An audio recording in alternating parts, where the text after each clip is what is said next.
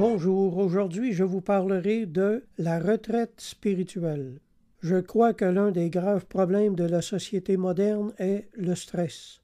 Dès le réveil s'enchaîne une suite ininterrompue de responsabilités et de travaux qui font peser sur notre système nerveux toutes sortes de tensions. Les gens se retrouvent avec des problèmes d'anxiété et de troubles psychologiques qu'ils ne savent plus gérer. Les médicaments ou l'alcool peuvent vous faire tenir le coup pendant un moment, mais ne sont pas des solutions.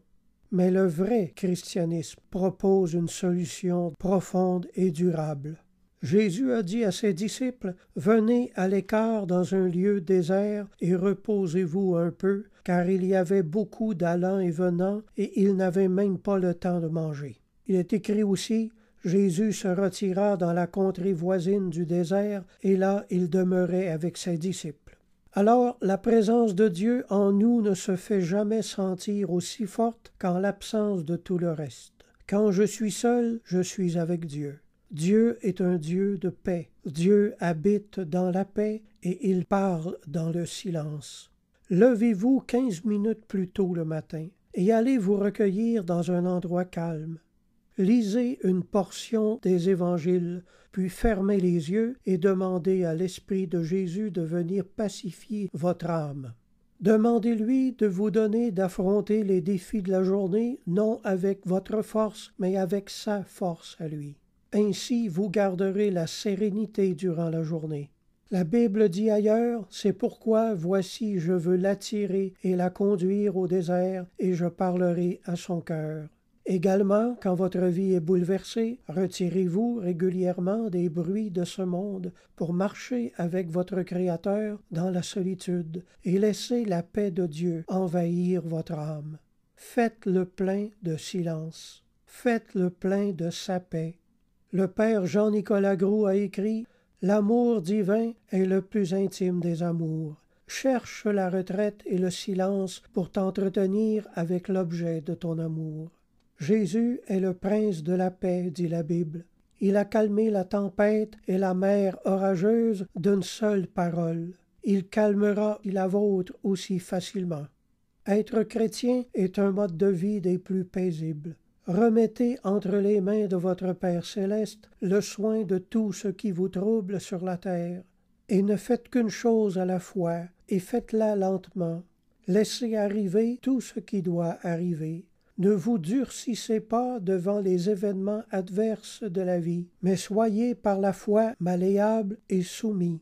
Croyez que votre Dieu prendra lui-même soin de tout ce dont vous ne pouvez pas prendre soin.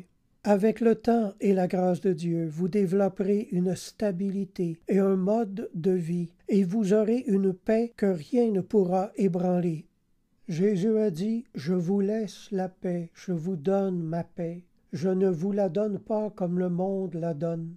Que votre cœur ne se trouble pas et ne s'alarme point. » Jésus dit encore à ses disciples, « Je vous ai dit ces choses afin que vous ayez la paix en moi.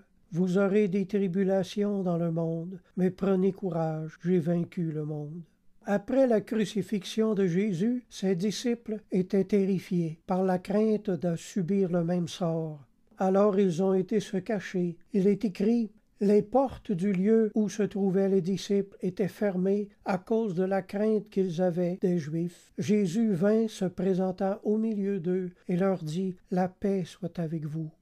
Si ce message vous a touché et si vous voulez ce que nous avons, fermez les yeux et priez avec moi. Mon Dieu, jusqu'ici, ma vie se résume à courir et à courir sans cesse. Je n'ai jamais de repos et je ne savais pas où le trouver. Moi aussi, je veux de ce mode de vie spirituel paisible. J'accepte aujourd'hui Jésus comme sauveur et maître. Je veux me mettre à son école pour apprendre de lui tout ce qui concerne le détachement de ce monde, recevoir la paix et le repos qui se trouvent en lui, et ne m'inquiéter désormais que du salut de mon âme. Amen. Je vous encourage à vous procurer un évangile et à retourner à l'Église. Si vous avez des questions, mon adresse courriel est jocelyn041@hotmail.fr. Alors je vous dis à la prochaine, gardez la foi et la foi vous gardera.